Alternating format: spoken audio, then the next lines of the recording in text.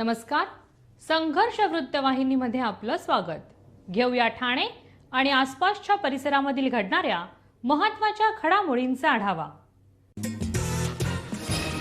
प्रसूतीनंतर कमी वजनाची मुलं जन्माला आल्यावरती त्यांची काळजी घेणं सर्वांसाठीच तारेवरची कसरत असते. खासगी प्रसूतिगृहापेक्षा किंचित चांगला प्रसूतिगृह सिव्हिल रुग्णालयात असून गेल्या 11 महिन्यात 1 किलोपेक्षा कमी वजनाची 36 मुलं प्रसूतिगृहात जन्माला आली आहेत. येथील NICU कक्ष बाळांसाठी देवदूत ठरत आहे. बऱ्याचशा बाळांची तब्येत सुधारून आई आणि बाळ सुखरूप घरी जात आहे आणि सिव्हिल रुग्णालयात चांगल्या उपचारांबरोबरच अवघड शस्त्रक्रिया देखील यशस्वी होत असून रुग्णालयातील प्रसूतिगृह तितकाच क्षमतेने काम करताना दिसून येत आहे. प्रसूतीसाठी ठाणे शहर, ग्रामीण, दुर्गम आदिवासी भाग आणि पालघर जिल्ह्यातील गर्भवती महिला प्रसूतीसाठी सिव्हिल रुग्णालयात येत असतात. काही वेळा इमर्जन्सी असणाऱ्या जोखमीच्या प्रसूतीसाठी गर्भवती महिला रुग्णालयात दाखल होत असतात. जिल्हा शल्यचिकित्सक कैलास पवार आणि अतिरिक्त जिल्हा शल्यचिकित्सक डॉक्टर धीरज मांगडे यांच्या मार्गदर्शनाखाली प्रसूतिगृहात जन्माला आलेल्या प्रत्येक बाळाची विशेष काळजी घेतली जात असल्याची माहिती वरिष्ठ बालरोग तज्ज्ञ सुरेश वानखेडे यांनी दिली. जिल्हा हॉस्पिटल रुग्णालय आहे. जुनं सिव्हिल हॉस्पिटल तोडल्यापर्यंत आपण टेम्पररी जागेवर सध्या मेंटल हॉस्पिटल कॅम्पसमध्ये पूर्णतः नवीन सिव्हिल हॉस्पिटल चालू केलेलं आहे. आपण जवळपास वर्षापासून इथे काम करतो आहे. आपल्याकडे SNCU आहे, न्यूनेटल स्टेबिलायझेशन युनिट आहे. त्याच्यामध्ये जवळपास आपल्याला जेवढे बेड मंजूर आहेत त्यापेक्षा जास्त बेबीज आपण इकडे ॲडमिट करतो आणि आपण NICU चालवतो आहे. बरेचसे जे मुलं कमी वजनाचे, कमी दिवसाची असतात, जवळपास 500 ग्रॅमचे बेबी आम्ही बरे करून घरी पाठवले, जे जन्मतात कमी वजनाचे होते. सिरियस असणारे बच्चू, काही बच्चू श्वास घेत नाही जन्मतात, काही बच्चूने पोटात सी केलेली असते, काही बच्चूंना बाकी काही कंजेनिटल प्रॉब्लेम असतात. असे मल्टिपल कारणाने आपल्याकडे बेबीज ॲडमिट होत असतात. जिल्ह्यामध्ये ह्या बाकी ठिकाणी व्यवस्था नसल्यामुळे बऱ्याच वर्षी आपल्याकडे इथं लोड असतो आणि आपण ते बऱ्यापैकी आमची जी टीम आहे, डॉक्टर, नर्सेस वगैरे खरोखर अहोरात्र मेहनत करून आपण त्या मुलांना घरी बरे करून पाठवतो. बाहेर जर ट्रीटमेंट बघितली आणि यांचं ड्युरेशन जर बघितलं तर ट्रीटमेंट खूप कॉस्टली आहे आणि हे बाळं कधी 2-2 महिने, 3-3 महिने पण हॉस्पिटलला राहतात. त्याच्यामुळे जे सर्वसामान्य गोरगरीब माणसं आहेत, रुग्ण आहेत, नातेवाईक आहेत, ते त्यांचा खर्च करू शकत नाही. मग त्यांना हा एक अतिशय चांगला आधार असतो. आम्ही कुठल्याही बेबीला रिफ्युजल करत नाही. आम्ही मॅक्झिमम आमच्याकडे कॅपॅसिटीपेक्षा दुप्पटपटीने पेशंट ॲडमिट होतात तरी आम्ही ट्रीटमेंट करतो आहे. जरी आमचं SNCU मंजूर असेल तरी आम्ही जवळपास इथे टर्सरी केअरचं ट्रीटमेंट करतो. आम्ही व्हेंटिलेटरी सपोर्टपासून सगळ्या गोष्टी इथे करतो. धडपड हीच आहे की जिल्ह्यातले जे गरीब सर्वसामान्य माणसं आहेत त्यांच्या खिशाला जे चट्टीपट त्यांना जो पैसा खर्च करता होतो तो कमी इथे होतो आणि बऱ्यापैकी चांगले रुग्ण आपल्याकडनं बरे होऊन जातात. एक समाधान पण आहे, आनंद आहे आणि नातेवाईकांकडनंही आम्हाला याच्याबद्दलच्या खूप चांगल्या त्याच्या ज्या प्रतिक्रिया असतात त्या मिळत राहतात. आमची सिव्हिलची टीम जरी टेम्पररी हॉस्पिटलला जरी असलो आम्ही तरी आमची सिव्हिलची टीम, आमचे पेडियाट्रिशियन डॉक्टर, आमचे नर्सेस वगैरे सगळे अहोरात्र काम करतात. खरोखर क्रेडिटेबल गोष्ट आहे आणि त्यांना मी खरोखर धन्यवाद देतो आणि असेच कार्य आपण जिल्ह्यासाठी, सर्वसामान्य लोकांसाठी करायला पाहिजे यासाठी त्यांना मी त्याच्याबद्दल मी त्याचा खरोखर ऋणी पण आहे. ठाणे महानगरपालिकेचे मालमत्ता कर म्हणजेच प्रॉपर्टी टॅक्स भरण्याचे आवाहन. सन 2022-23 या आर्थिक वर्षाचे मालमत्ता कराचे म्हणजेच प्रॉपर्टी टॅक्सचे बिल ठाणेकर करदात्यांना महापालिकेमार्फत आर्थिक वर्षाच्या सुरुवातीस म्हणजेच माहे एप्रिल 2022 मध्ये देण्यात आलेले आहे. तथापि अद्यापही काही करदात्यांनी मालमत्ता कर महापालिकेकडे जमा केलेला नाही. सध्या आर्थिक वर्षाचा अंतिम टप्पा सुरू झाला आहे. मालमत्ता कर वसुलीसाठी महापालिकेतर्फे कडक कारवाई हाती घेण्यात आली आहे.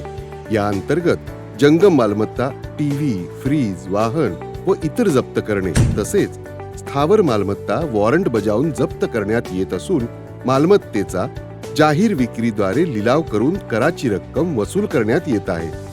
मालमत्तेस पाणी पुरवठा करण्यात येणारे नळ संयोजन खंडित करण्यात येत आहेत.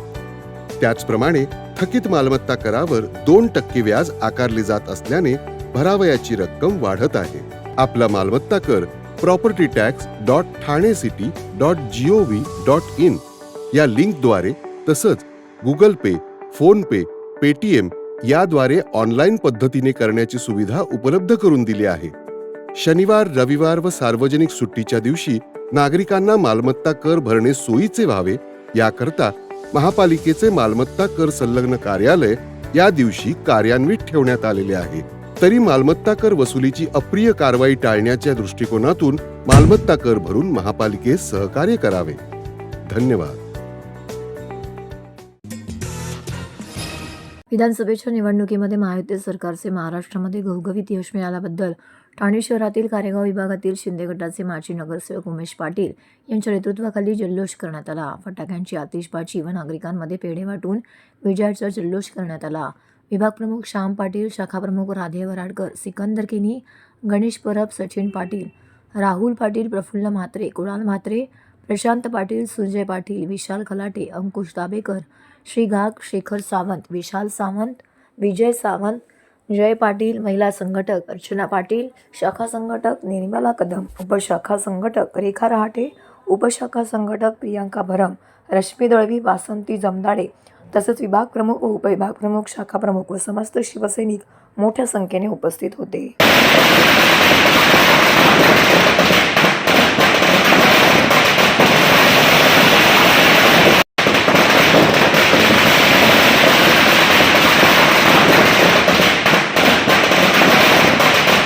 छत्रपती शिवाजी महाराज की जय. जय भवानी, जय शिवाजी, जय भवानी, जय शिवाजी.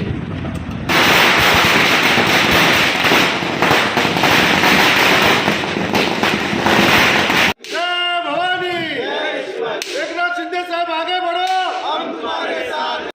महाराष्ट्राचे मुख्यमंत्री यांच्या नेतृत्वाखाली या निवडणूक 2024 लढल्या गेल्या. संपूर्ण जनतेचं प्रेम होतं की महाराष्ट्राचे मुख्यमंत्री परत आपले राज्याचे मुख्यमंत्री एकनाथ शिंदे झाले पाहिजे.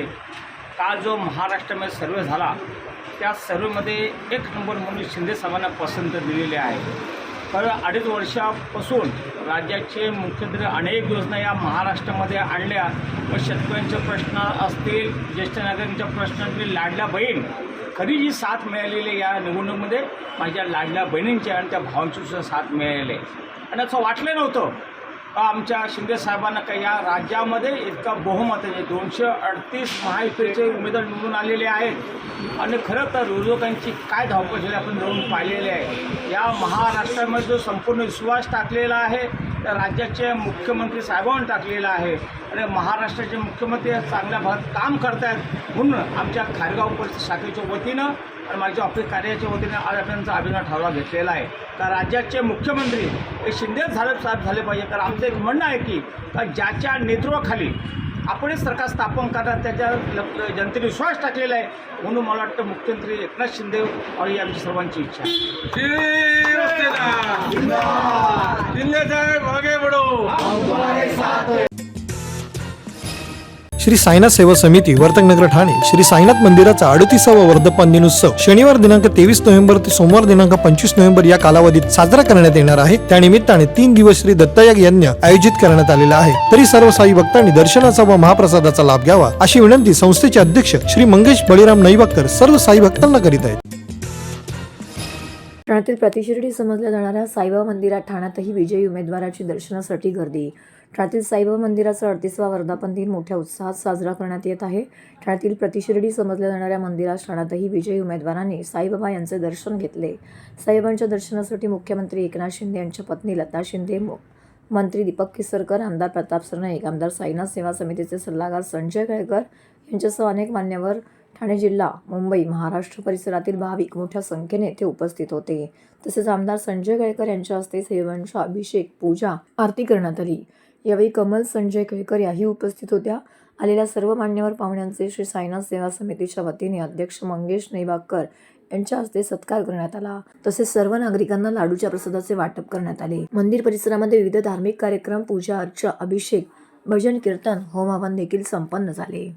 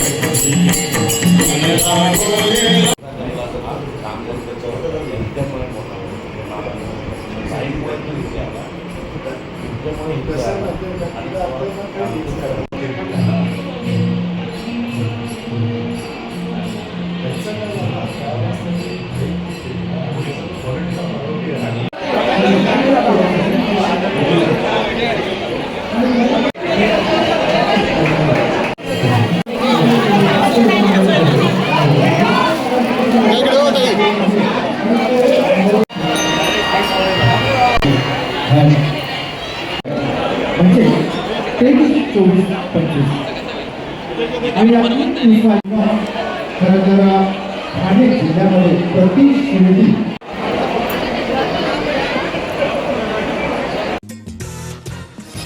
काँग्रेसचे प्रदेश सचिव मनोज शिंदे यांचा वाढदिवस मोठ्या उत्साहात साजरा करण्यात आला. यावेळी मनोज शिंदे यांनी मुख्यमंत्री एकनाथ शिंदे यांच्या पत्नी लता शिंदे यांच्या उपस्थितीमध्ये जाहीर प्रवेश केल्याचं पाहायला मिळालं. आमची सत्ता असतानाही सुद्धा माझ्या एकाही कार्यकर्त्याला साधे SU पदसुद्धा मिळालं नाही. मी त्यावेळच्या मुख्यमंत्र्यांची नावं घेणार नाही. लोकसभेच्या वेळी तरी खासदारकीची सीट ठाण्याला द्यावी, पण तीही मिळाली नाही. विधानसभेला तुमचा विचार करण्यात येईल असं सांगण्यात आलं होतं. नाना पटोले यांनी ठाण्यावर अन्याय झाल्याचं मान्य केलं होतं, पण विधानसभेलाही आम्हाला एकही सीट दिली नाही. म्हणून मी अपक्ष म्हणून आम्ही उमेदवारी अर्ज दाखल केला, पण आमच्यावर कारवाई करण्यात आली. पक्षश्रेष्ठींना पत्र लिहूनसुद्धा आम्हाला परत पक्षात घ्यावी अशी विनंती केली, परंतु कोणतेही उत्तर आलं नाही. बाळकृष्ण पुर्णेकर आल्यापासून तडजोडी करून ठाण्यातील काँग्रेस संपवण्याचं काम करण्यात आलं. आम्हाला समाजसेवा करण्याचा कोणताही मार्ग राहिला नाही. म्हणून मी आणि माझ्या कार्यकर्त्यांनी एकनाथ शिंदे यांच्या पक्षामध्ये प्रवेश करण्याचा निर्णय घेतला. त्यांनी 2.5 वर्षात जे काही काम केलं आहे त्यामुळे इथे काहीतरी सेवा करता येईल असं वाटत होतं. म्हणून माझ्या वाढदिवसानिमित्त एकनाथ शिंदे यांच्या पत्नी लता शिंदे यांच्या उपस्थितीत काँग्रेसला रामराम ठोकून एकनाथ शिंदे यांच्या शिवसेनेमध्ये जाहीर प्रवेश करत असल्याचं मनोज शिंदे यांनी पत्रकारांशी बोलताना सांगितलं. भविष्यामध्ये देखील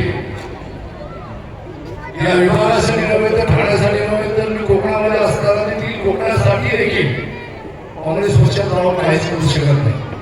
आणि कोण कर्तृत्वान त्यांनी 2.5 वर्षामध्ये जेवढा दाखवला, फक्त लाडकी बहीण नव्हे तर शेतकऱ्यांसाठी असू दे, वृद्ध लोकांसाठी बससेवा, ट्रान्सपोर्ट सेवा असू दे, याच्या पुढे जाऊन विमान सेवा देखील फुकट केलेली अशा प्रकारचं वक्तव्य आणि मी त्याच्या विरोधात 2 निवडणुका लढलो, परंतु एवढा प्रभावीपणे त्यांनी काम केल्यानंतर खऱ्या अर्थाने एका चांगल्या कर्तृत्ववान मुख्यमंत्र्यांच्या मागे राहून ठाण्याला मदत करावं, ठाणे जिल्ह्याला मदत करावं, कोकणाला मदत करावं असं मला या ठिकाणी वाटतं. म्हणून आज मी सर्वांच्या उपस्थितीमध्ये शिवसेनेत जाहीर प्रवेश करत आहे. शिवसेनेमध्ये प्रवेश केला आणि मला दाखवला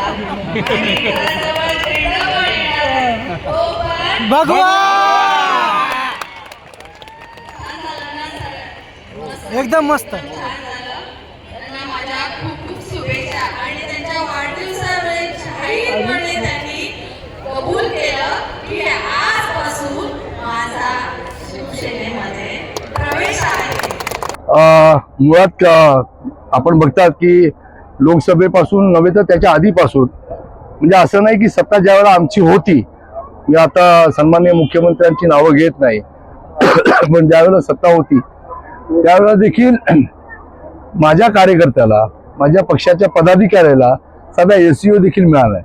आणि खास करून ठाणेकरांना तर गेली 30-35 वर्ष अन्याय झालेला आहे. सन्मान तत्कालीन कैलासवासी आमदार कोळी साहेब, क्रांती कोळी साहेब, त्याच्यानंतर पक्षाने ठाण्याकडे ढुंकून देखील बघितलं नाही. आणि त्याची आम्ही वारंवार त्या ठिकाणी आमच्या मागण्या करत होतो. बोर्ड तर जावा, बोर्ड कुठला असू दे, जो जाऊ द्या, MLC तर सोडा, SO देखील त्या ठिकाणी दिलं नाही. आणि नंतर हळूहळू असं झालं की ठाण्यात नव्हे तर कोकणामध्ये देखील दिलं नाही. आणि त्याची अतिशयोक्ती एवढी व्हायला लागली की लोकसभेला आम्ही एवढी मागणी केली की कमीत कमी साधा एक तरी खासदार आम्हाला ठाण्यात ते गोव्याच्या बॉर्डरपर्यंत एक तरी खासदार द्या. तोही दिला गेला नाही. त्याच्यानंतर देखील आम्ही बैठक मागवली. सन्माननीय कोकणाचे प्रभारी मुझफ्फर हुसेन, मीरा भाईंदरला त्या ठिकाणी सभा झाली. त्या ठिकाणी आमचे सेंट्रलचे मिनिस्टर रमेश चिन्नीचाले, नाना पाटोळे सर्व आले होते. आणि ते आल्यानंतर त्यांनी मंजूर केलं की हा खऱ्या अर्थाने ठाण्यावर आणि कोकणावर अन्याय झालेला आहे. आणि ज्या ठिकाणी लोकसभेला एखादी तिकीट द्यायची होती तर ती न दिली गेली नाही, परंतु हा अन्याय विधानसभेला होणार नाही. आम्हाला थोडंसं बरं वाटलं की चला विधानसभेला आम्हाला न्याय मिळेल. आणि विधानसभेला न्याय मिळेल असं वाटल्यानंतर विधानसभेला देखील जवळजवळ 92 सीटा आहेत तिथून गोव्यापर्यंत. फक्त 4 सीटा या ठिकाणी दिल्या. त्या 4 सीटा हरणारा आम्हाला दिला नव्हे तर त्या 4 सीटाने आमच्या घटक पक्षाने त्या ठिकाणी बंडखोर उभे केले आणि त्यांना पाडले. आज आज घटक पक्षातले मग पवार गट असू दे किंवा त्या ठिकाणी उद्धव ठाकरे गट असू दे, हा आमच्या पक्षाला दबाव तंत्र वापरून पोखरत आहे आणि हे पोखरत असताना आमच्या काँग्रेस पक्षाचं चिन्ह आणि झेंडा कोकणातनं नष्ट होत आहे. बाकी सर्व नेते आता पाकिट बहादूर नेते झाले असे म्हणावं लागेल. कालपर्यंत कार्यकर्त्यांवर आरोप करत होता, पण मी तर म्हणेन की सत्ताधाऱ्यांकडून पाकिट घेऊन ठाण्या विकण्याचं काम स्वर्गीय बाळकृष्ण पुणेकरांपासून चालू आहे. त्याच्यामुळे मला कुठेही मला माझ्या पदाधिकाऱ्यांना कुठलंही भविष्य या ठिकाणी दिसत नाहीये. आम्हाला पक्षाच्या माध्यमातून लोकसेवा करण्याची संधी देखील मिळत नाहीये. सत्ता आल्यानंतर माज येतो आणि त्याच्यामुळे आजचा हा निर्णय जो आहे, मी माझ्याबरोबर सर्व पदाधिकारी आपल्याला दिसतात आहेत, बाबा शिंदे, गोलब साहेब, संदीप, पूर्ण काँग्रेसचे पदाधिकारी जवळजवळ हे माझ्या उपस्थितीमध्ये त्यांनी आज लताताईंच्या उपस्थितीमध्ये आम्ही प्रवेश केला. तर आजच्या शुभमुहूर्तावर 24 नोव्हेंबर वर्षानुवर्ष आपण बघताय इथे मोठ्या संख्येने लोक या ठिकाणी येतात आहेत. मला जे काय करायचं होतं ते माझ्यावर प्रेम करणाऱ्या या माझ्या परिवाराच्या समोरच करायचं होतं, त्यांना विश्वासात घेऊन करायचं होतं आणि ते मी त्यांना विश्वासात घेऊन केलं. त्यांनी ते सर्वांनी मान्य केलं. आजपासून माझा काँग्रेसला राम राम आणि मी जय महाराष्ट्र बोलायला तयार झालेलो आहे. शिर्डी साई मंदिर क्षेत्र आणि पालखी मार्ग हरित स्वच्छ आणि प्लास्टिक मुक्त होण्यासाठी पारसिक हिल प्लांटेशन ग्रुप व श्री साई श्रद्धा सेवा मंडळ खारेगाव यांनी एक धाव साईसाठी पारसिक नगर ते शिर्डी रिले रनचा प्रारंभ केला. खळवा खारेगाव येथील पारसिक नगर 90 फीट रोड येथून शुभारंभ झालेल्या या मोहिमेचा समारोप 25 नोव्हेंबर रोजी शिर्डी येथील श्री साई मंदिर संस्थान येथे होईल. या उपक्रमाचे हे दुसरं वर्ष असून समाजसेवक विनोद लासे यांच्याकरिता अमूल्य योगदान लाभलं आहे.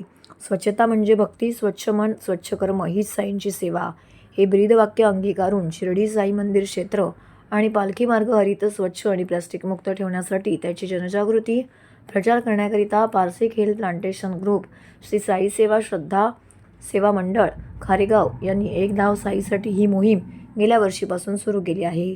याही रविवारी या मोहिमेवरती साई भक्त निघाले आहेत. पारसिक नगर ते शिर्डी हे अंतर 220 किलोमीटरचं आहे. अंतर तसेच 14 किलोमीटर शिर्डी परिक्रमा असं एकूण 234 किलोमीटरचे अंतर साई भक्त पार करणार आहेत. या मोहिमेदरम्यान 10 मुख्य धावपटू साखळी पद्धतीने प्रत्येक 5 किलोमीटर अंतराचे सलग सुमारे 30 तासांमध्ये यशस्वीरित्या पूर्ण करतील. त्याचबरोबर सायकल्सवर यशस्वीरित्या पूर्ण करतील. त्याचबरोबर सायकल्सवर देखील सहकार्याला असणार आहेत अशी माहिती समाजसेवक विनोद लासे यांनी दिली करतील. त्यासोबत सायकल्सवर सहकार्याला असतील. ह्या रनमध्ये ही लहान मुलं, छोटी मुलं, काही महिला, शिवाय काही मोठे म्हणजे वयाने मोठे असलेले लोकसुद्धा भाग घेत आहेत. तर ह्या मोहिमेची उद्दिष्ट याप्रमाणे असतील. शिर्डी साई मंदिर क्षेत्र आणि पालखी मार्ग हरित, स्वच्छ आणि प्लास्टिक मुक्त ठेवण्यासाठी आपण हे रन करतोय.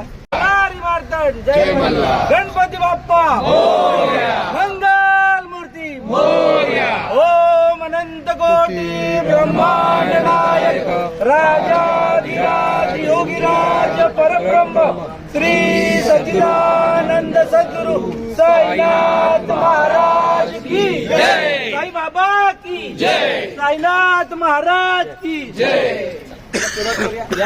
या फ्लॅग घ्या. कोणता करायचं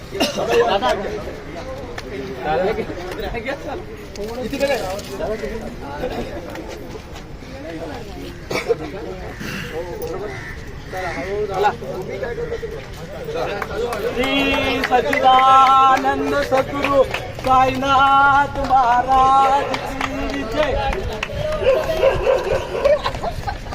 ऍक्टिव्हिटी स्टार्ट केली.